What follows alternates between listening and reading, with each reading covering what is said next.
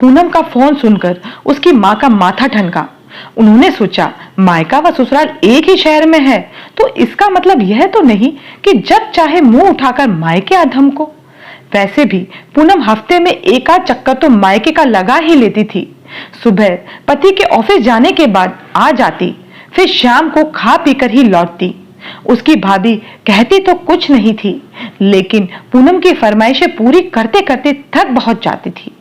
पूनम की मां ने इस बार अपनी बेटी को बिना कुछ कहे सीख सिखाने की सोची।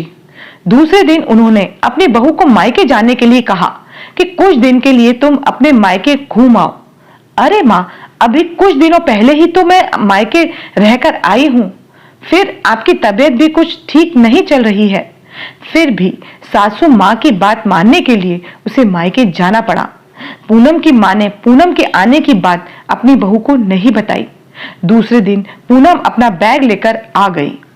आते ही हमेशा की तरह बोली, माँ, भाभी को बोलो कि मेरे लिए अदरक वाली चाय और गर्मा गर्म पकौड़े बना दे, बड़ी भूख लगी है।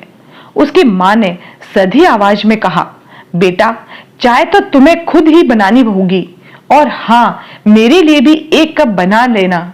रही पकौड़े की बात तो तुम्हारी मर्जी है, रसोई में सब कुछ रखा है, जो चाहो बना लो।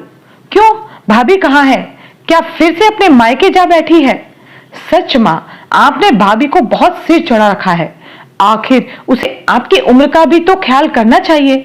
हाँ, तेरी सोचना भी सही है और मेरा सोचना भी। तुम्हारी सास भी तो मेरी उम्र से अधिक की होगी। क्या तुमने कभी उनके बारे में सोचा है? तुम्हारे जब तब मायके चले आने से उन्हें भी तो परेशानी होती होगी।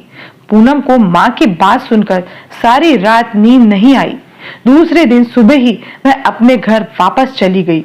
शायद पूनम को अनकही सीख मिल गई थी।